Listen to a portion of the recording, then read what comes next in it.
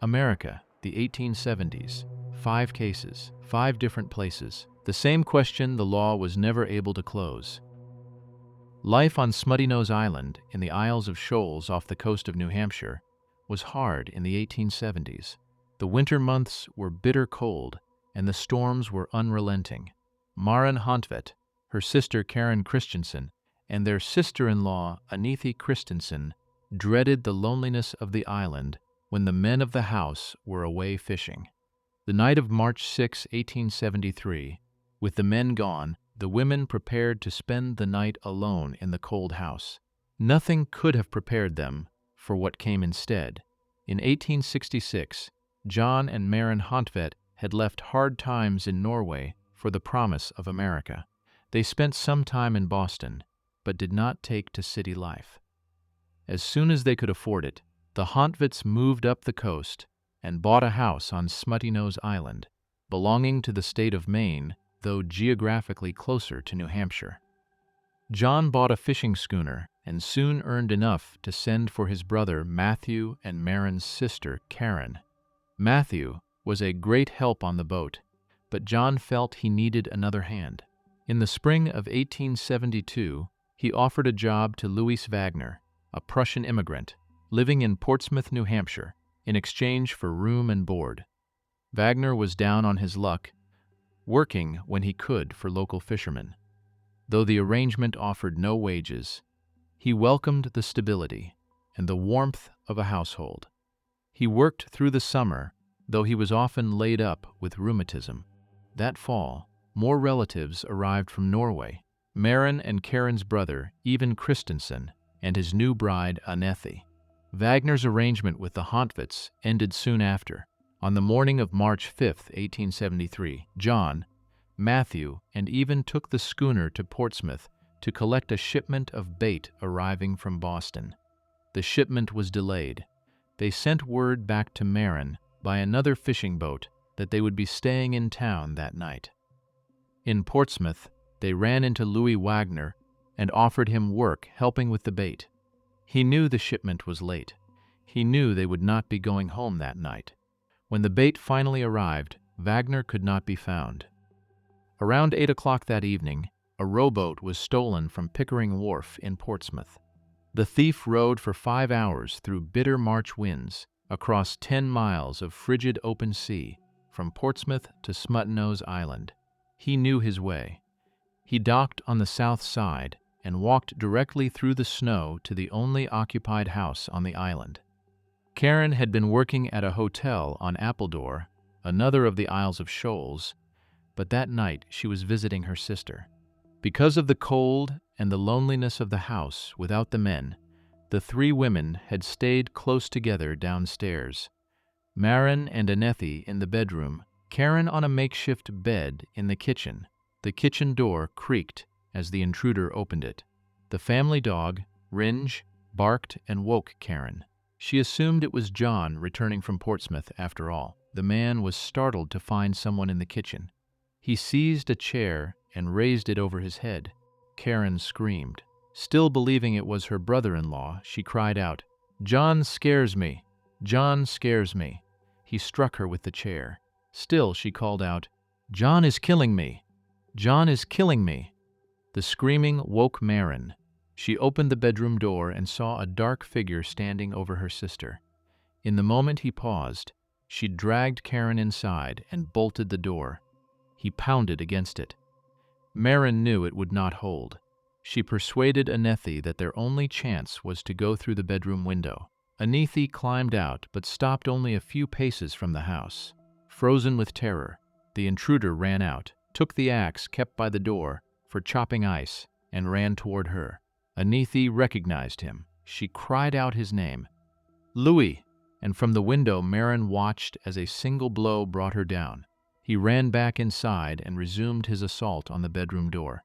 Maren tried to get Karen through the window, but could see her sister was beyond help. As the door gave way and he rushed at her, Maren threw herself through the window. The axe came down and struck the sill with such force that the head separated from the handle. From outside, she heard Karen's final cry. Maren ran. She was barefoot, in her nightclothes, carrying the dog, afraid that if she set him down, his barking would give her away. She considered the henhouse, then rejected it as too obvious. She ran to the dock, thinking she might escape in the intruder's boat, but found nothing there. He had come from the other side of the island. Finally, she found an isolated shelf of rock. There she waited, through the rest of the night, for the light to come. At dawn, uncertain whether the man was still on the island, she made her way to Malaga, a small island connected to the north end of Smutnose by a breakwater. From there she could be heard across the water. She got the attention of some children playing on Appledore and was brought to safety. Witnesses in Portsmouth said that Louis Wagner had looked haggard that morning, as if he had not slept. He ate breakfast at his boarding house, packed his bags, and took the 9 o'clock train to Boston. When Marin described the events and named her attacker, a manhunt began. In Boston, Wagner bought new clothes and boots, had his hair cut, and shaved his beard, but he went directly to the North End neighborhood where he had previously lived and was well known. By 7 that evening, he was arrested and on the train back to Portsmouth. A crowd carrying torches was waiting at the depot when the train arrived. He was rushed into a police wagon, which was pelted with stones the entire way to the station. Another crowd had gathered there, and a line of officers carrying firearms was required to ensure his safe entry. With Wagner secured, the authorities turned to a procedural matter. Though geographically closer to New Hampshire, Smutnose Island belongs to the state of Maine. Wagner had to be extradited, running the same gauntlet once more. He was taken by train to South Berwick, then transferred to the prison in Alfred, Maine. Louis Wagner's trial lasted 9 days. The circumstantial evidence against him was considerable. Before leaving Portsmouth, he had concealed a blood-stained shirt in the privy of his boarding house. $15 and some coins had been stolen from the Hontved house. Wagner had paid almost exactly that amount for his new suit and boots. Among the stolen coins was one of Marin's buttons, found in Wagner's pocket at the time of his arrest.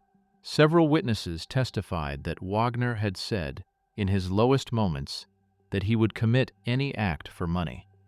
He knew John Hontved kept savings in the house toward buying a new boat.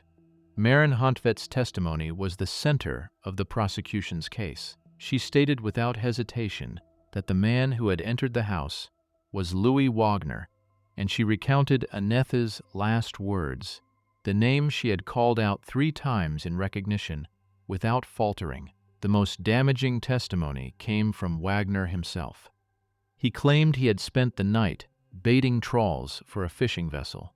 He could not recall the name of the boat, the name of its captain, or the location of the pier. He then claimed he had gone to a saloon, had 2 beers, and slept outside. He could not recall the name of the saloon or where it was. No witness was produced to verify any part of his account. Wagner was found guilty of premeditated murder. The night after the verdict, he picked the lock of his cell with the end of a wooden toothbrush, arranged his blanket to suggest a sleeping figure, and during the guards' regular 3 o'clock break, made his escape. He was shown hospitality by a local farmer, at whose house a group of vigilantes captured him and returned him to prison. On March 26, 1875, Louis Wagner was hanged alongside a man named John True Gordon, convicted of killing his brother's wife and child. Gordon pleaded for his life at the end. Wagner said nothing. He had maintained his innocence from the moment of his arrest and never wavered from it. In spite of the weight of evidence against him, Wagner's unwavering insistence on his innocence has led some over the years to look for other explanations. One theory holds that Marin Hontved herself was responsible. An unsubstantiated rumor, circulated by several newspapers in 1876, claimed she had made a deathbed confession. This theory was later explored in fiction, notably in Anita Shreve's 1997 novel The Weight of Water, but has never been substantiated by evidence.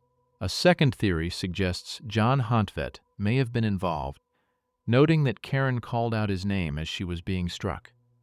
This version has found no credible support. Those who have examined the case closely have consistently concluded that the state of Maine executed the right man. Louis Wagner was hanged on March 26, 1875, maintaining his innocence to the last. In Baltimore, Maryland, a man who had also denied responsibility for a woman's ruin would fare considerably better in court. William James and Denwood Hines of Baltimore had been close friends since their service together in the 5th Maryland Regiment. The friendship might have lasted indefinitely had William's sister, Lizzie James, not become deeply attached to Denwood Hines. What followed from that attachment brought an end to the friendship, the death of Lizzie herself, and the killing of her father. Lizzie James was by all accounts a young woman of energy and feeling, described by those who knew her as bright and vivacious, quick to laugh, inclined toward warmth. She was the kind of person whose company raised the spirits of a room. This made what came next all the more visible to those around her. In the autumn of 1878, something changed. The brightness went out. She became quiet and withdrawn, and the withdrawal deepened week by week. Her mother was the first to press her. Lizzie denied that anything was wrong. She would make an effort to seem well, and then, within a day or two, fall back into the same stillness. By December, she could sustain the performance no longer. She confessed to her parents that she had been intimate with her brother's friend, Denwood Hines, and that she believed she was with child. The effect on the household was immediate and severe. William was devastated, not only by what his sister had told him, but by the identity of the man she named. He went directly to Robert Moore & Co., where Hines worked as a clerk, determined to force a resolution. The firm occupied premises in the commercial district of Baltimore, and it was there, among the desks and ledgers of an ordinary working morning, that the two men came face to face. When Hines agreed to talk, William told him there was nothing left to discuss. His sister was expecting. Hines would marry her at once. Hines refused. He denied that he had seduced Lizzie or harmed her in any way. He said he believed the entire thing was her imagination, that there was no pregnancy, that nothing had happened between them that warranted what was being demanded of him. The argument grew louder and then violent. William drew a revolver from his back pocket and began firing. Hines produced his own and returned fire. At close range, with both men in earnest, neither landed a serious wound. When both weapons were empty, the fight continued hand to hand, each man using his pistol as a bludgeon. Hines's employer ran to the scene at the sound of shots. With another member of the firm, he managed to pull the two men apart. He moved to send for the police. Neither man wanted that. The fight ended there, in the offices of Robert Moore & Co., with no blood drawn of consequence and nothing resolved. Both went home. Denwood Hines could not hide his injuries from his father. He explained the circumstances and maintained, as he had to William, that he had done nothing to injure Lizzie James. His father, William S. Hines, owned a merchant tailoring establishment in the city, a man of business and standing. Isaac James, Lizzie's father, was a railroad engineer. The difference in position between the two families was not lost on anyone involved. William Hines made clear that while he would not presume to choose his son's wife, a match with Lizzie James was not one he would encourage. The Hines family closed ranks behind Denwood and denied the pregnancy entirely. Lizzie, meanwhile, was not improving. Through January and February, the household watched her decline. She remained largely confined to the house, then to her room, then to her bed. She complained of pain and was losing strength in a way that could not be attributed to grief alone. Then, one Sunday in March 1879, Lizzie James died, speaking Denwood Hines's name with her last breath. Whether she died in confinement or of another cause was never settled to everyone's satisfaction.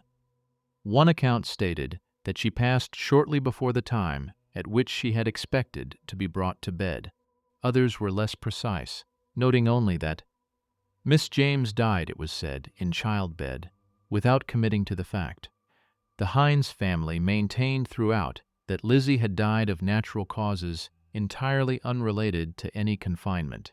In spite of everything that had passed between the two families, William S. Hines sent flowers to Lizzie's funeral.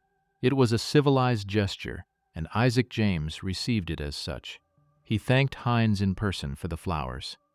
Then he told him plainly that he intended to dedicate whatever remained of his life to making Denwood answer for what he had done to his daughter. Denwood Hines left Baltimore not long after. The weeks that followed the funeral are not well documented.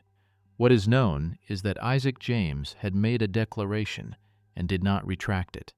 He was a man who had buried his daughter under circumstances he held another man responsible for, and he had said so to that man's father on April 16th, 1 month after Lizzie's death. Denwood was back in the city. He and his brother Harry encountered Isaac James in a stable on Carrollton Avenue. What was said before the shooting, and who moved first, became the subject of conflicting testimony. Those who witnessed the confrontation from various angles believed afterward that the Hines brothers had deliberately provoked James into drawing his weapon first. A scuffle broke out. Revolvers appeared. This time the outcome was not symmetrical. Denwood was shot through the arm. Isaac James was struck once in the head and once through the chest. The inquest that followed heard testimony from multiple directions. The coroner's jury returned its finding without ambiguity. Isaac D. James came to his death by a pistol shot in the hands of Denwood Beryl Hines, aided and abetted by his brother Harry Thomas Hines, on the 16th day of April A.D. 1879. The Hines brothers were held until July, when they were released on $10,000 bail. On October 22nd, they appeared before the Circuit Court at Towsontown, Baltimore County. Witnesses were examined. Then the state attorney abandoned the prosecution entirely and accepted a plea of self-defense. The charges were dropped. The brothers walked free. Isaac James had gone to a meeting in a stable on Carrollton Avenue and had not come out of it. His son William had tried to compel Denwood Hines to answer for Lizzie in the offices of Robert Moore and Co., and had fired without effect. Isaac James had given formal notice of his intentions to the Hines family and had carried them to the place where they ended him. Lizzie James had loved Denwood Hines. Her brother had tried to compel him to answer for it. Her father had sworn to see justice done. The law called it self-defense and closed the matter. The Hines brothers were free. The James family had no recourse left. In Jersey City, New Jersey, a family named Miller had already exhausted its own recourse, through the civil courts, through the church, and finally through a deathbed statement that arrived too late to be signed. Mary Pomeroy was the organist at the Prospect Avenue Presbyterian Church in Jersey City, New Jersey. She was 25 years old in 1874, accomplished at the piano, known throughout her community for a quality of character that people in that era described with a specific and serious word: virtue. She was not merely well-liked, she was trusted. She had been orphaned at 9 and taken in by her cousin, James Miller, and his wife. The Millers raised her as their own, and Mary repaid that care with whatever she could offer. She gave piano lessons to earn money for the household. She accepted the position of church organist, which brought in a small regular income, and which placed her, on every Sunday and at every rehearsal, in close proximity to the pastor of the Prospect Avenue Presbyterian Church. His name was the Reverend John S. Glendenning.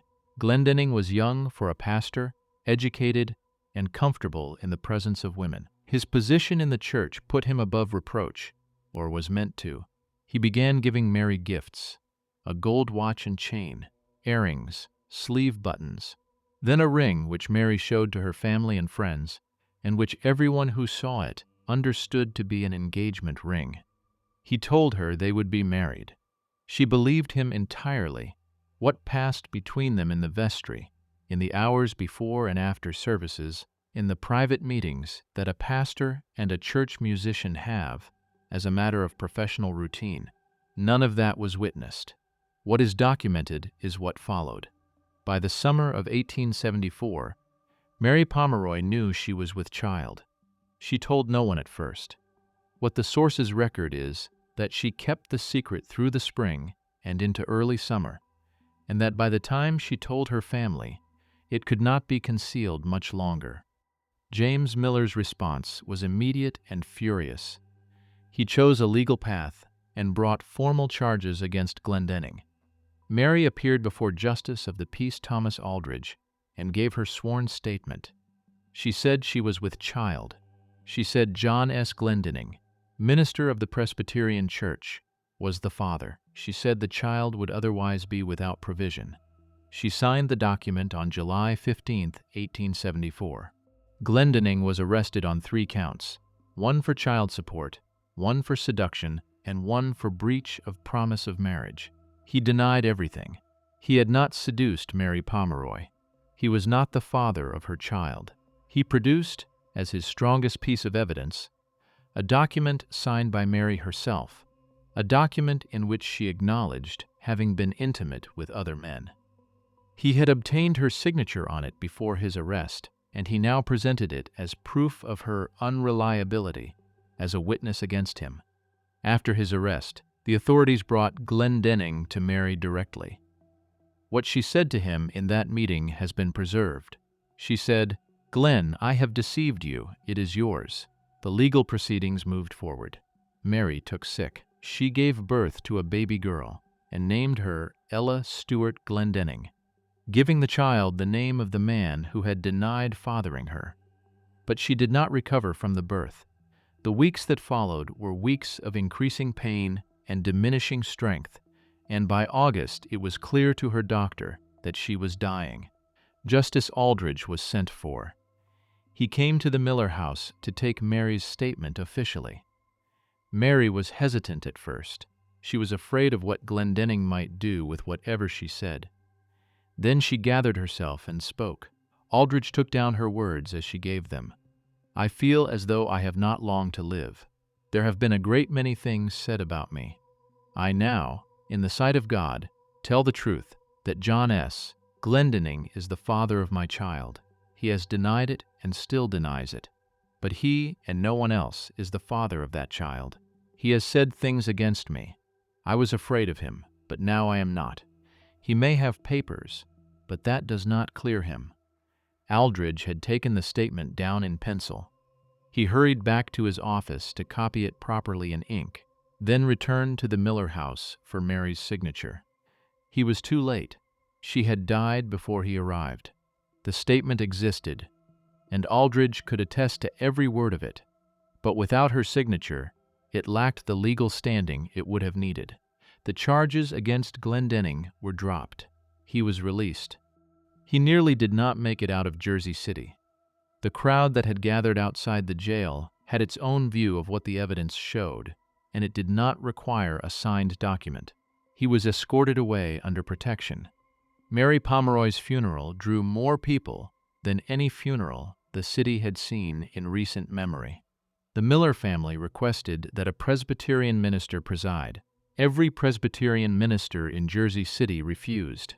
A Methodist minister baptized baby Ella and conducted Mary's service. The community then turned its attention to the one institution that still had authority over John S. Glendenning, the church itself. The Presbytery of Jersey City convened a committee and agreed to hold an open hearing.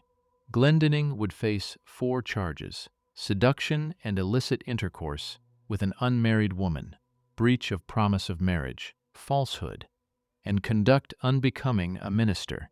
The hearing opened October 14, 1874, and newspapers across the country covered it with the attention they gave to criminal proceedings. James Miller testified that Glendenning had visited Mary at the Miller home as often as 3 times a week. He produced the gifts: the watch, the chain, the ring.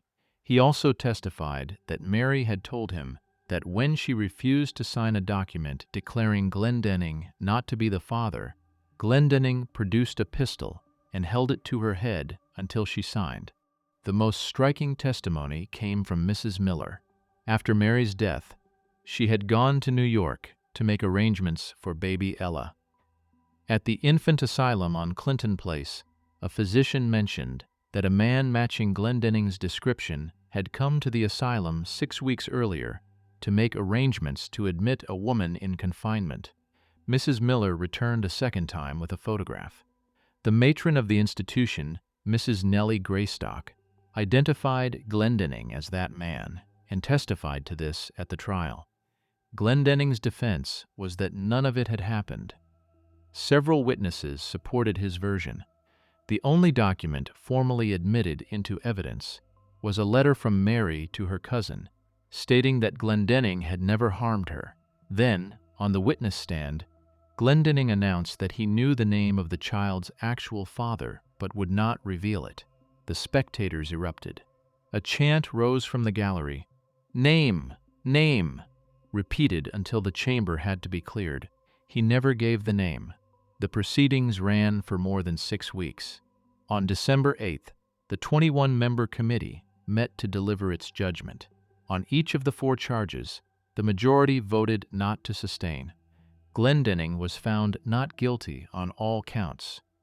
Given the depth of the division within the committee and the impossibility of his remaining, he was removed from Prospect Avenue Church.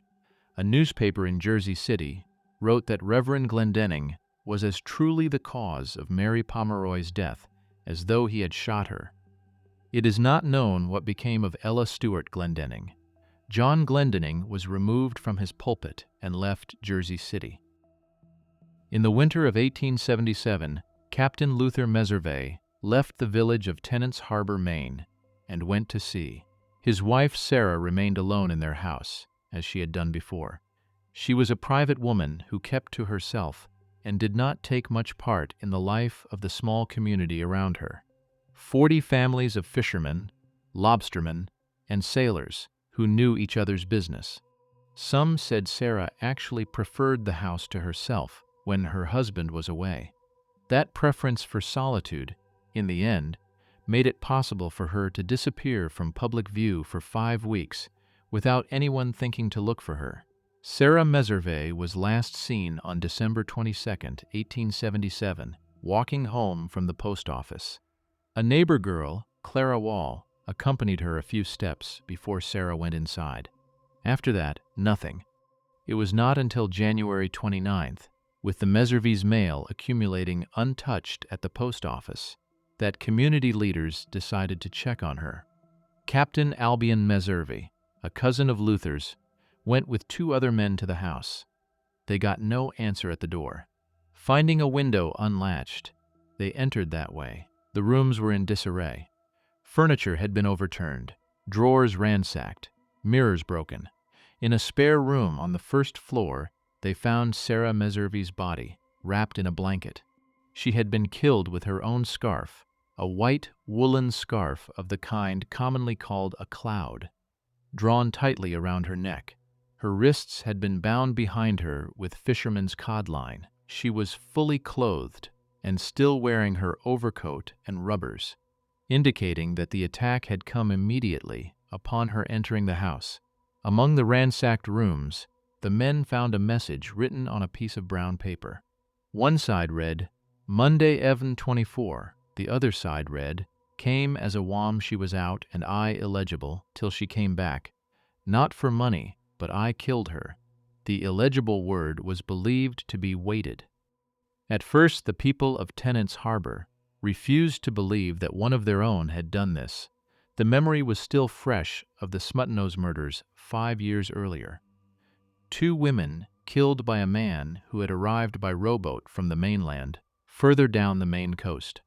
They wanted to believe the same thing had happened here, but those who examined the house could see that the killer had known its layout, searching it by matchlight, spending time among the rooms. The motive was almost certainly robbery, and the killer was almost certainly someone from the village. On February 19, Mrs. Levi Hart received a letter postmarked from Philadelphia. "I thought I would drop you a line to tell you. To tell your husband to be careful how he conducted things about Tenants Harbor. 'Cause if he don't, he and a good many others of the men will get an ounce ball put through him, for tell them that it is no use trying to catch this chap, for he will not be caught. So be careful who you take up in at St. George. You shall hear from me again in 3 months." The condition of the envelope suggested the letter had been sent first to Philadelphia inside another envelope, then remailed from there to obscure its origin. Levi Hart and his neighbor Nathan F. Hart were early suspects. Both were neighbors of the Meserveys, and both had been at the house after the body was discovered. Suspicion against Nathan began with a remark Captain Albion Meservey made to Deacon Long. "I have been talking with Irene this morning. What if it was Nathan who done it?" The authorities began assembling circumstantial evidence. Nathan Hart's stepson Simeon was suddenly in possession of more money than he could account for, claiming he had won it in a poker game with Nathan. The matches found in the murder house were an unusual English brand, the same kind used in the Hart household.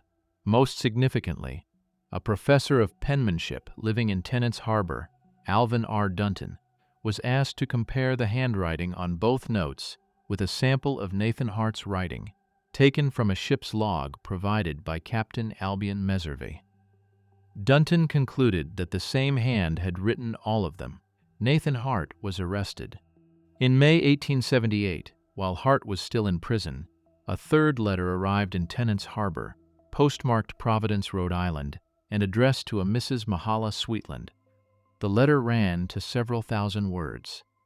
The writer described a previous encounter with Sarah Meservey, a grievance he had carried from it, and the events of the night of December 22nd, including the struggle and the manner of her death. He stated he had left the house with $100. The sheriff initially believed the letter had been written by someone else, but Dunton examined it and concluded it had been written in the same hand as the previous two. The prevailing theory became that Hart had written the letter in jail and passed it to his wife to mail. He was permitted no further visits with her, and the fact that no additional letters appeared was taken as confirmation. Nathan Hart's trial opened October 1878. He had been indicted on the strength of the circumstantial evidence, particularly Dunton's handwriting analysis. At the time of the indictment, neither Hart nor his wife could say with certainty where he had been on the evening of December 22nd or on December 24th, when the first note had been left at the murder house. By the time the trial began, the picture had changed. Hart, his wife, and his stepdaughter all testified that they were certain he had been at home the evening of December 22nd. On December 24th, they said, he had been visiting his granddaughter, and the most consequential reversal came from Alvin Dunton himself. Dunton now believed he had been deliberately deceived when Captain Albion Meservey provided the ship's log as a handwriting sample.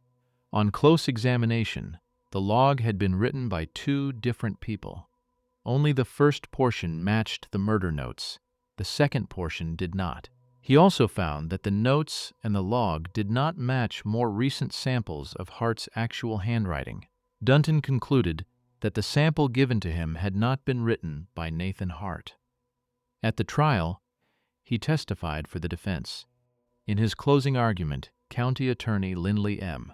Staples acknowledged the difficulties with the evidence, but maintained that Nathan Hart was the only man in the county with the knowledge, disposition, and opportunity to have committed the crime. The jury deliberated 90 minutes. The verdict was guilty of first-degree murder. Nathan Hart was sentenced to life in prison.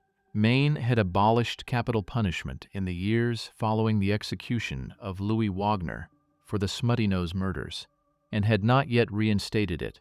Hart's attorney, J.H. Montgomery, had pledged in his closing arguments that if Hart were sent to prison, he would devote the rest of his career to freeing him. No appeal was ever filed. Alvin Dunton was not finished. Convinced he had helped convict an innocent man, he spent years preparing a full account of the case, publishing it in 1882 under the title The True Story of the Hart Meservey Murder Trial. In the book, he argued methodically for Hart's innocence and named, in direct terms, the man he believed had actually killed Sarah Meservey, Captain Albion Meservey, the same man who had provided the falsified ship's log, the same man who had first suggested Hart as a suspect, the same man who had led the party that discovered the body. The book indicted nearly everyone connected to the proceedings: the sheriff, the county attorney, Hart's own defense counsel, and even 14-year-old Clara Wall, whose testimony placing Sarah at her door on December 22, Dunton questioned. Those named in the book bought up as many copies as they could to keep them out of circulation in Tennant's Harbor. Captain Albion Meservey sued Dunton for libel, seeking $20,000. He was awarded $1,855 but could not collect it. Dunton had moved to Boston. Meservey sued a second time and was awarded $1,686.78. He never collected that amount either. Nathan Hart died in prison 5 years after sentencing of what the records described as malignant jaundice. A legend persisting in Tennant's Harbor holds that he died after consuming a cake brought to him by a woman visitor, and that the cake had been prepared to cause his death. No evidence has ever supported the claim. More than 50 years after the trial, Hart's attorney, J.H. Montgomery, chose to reveal what he described as the true facts of the case. He said that Nathan Hart had indeed killed Sarah Meservey, but had not intended to. He had meant only to silence her, and she had died in the struggle. Hardly anyone in Tennant's Harbor believed him. Most who have examined the case since have concluded that Hart was probably guilty. The conclusion is not universal. The murder of Sarah Meservey is still considered one of Maine's great unsolved crimes. While I was working on the fifth crime from the 1870s, I realized it deserves a video of its own. If you're curious, drop a comment with your guess. Which crime from the 1870s do you think earned itself a separate episode? I'm off to get back to work. See you soon.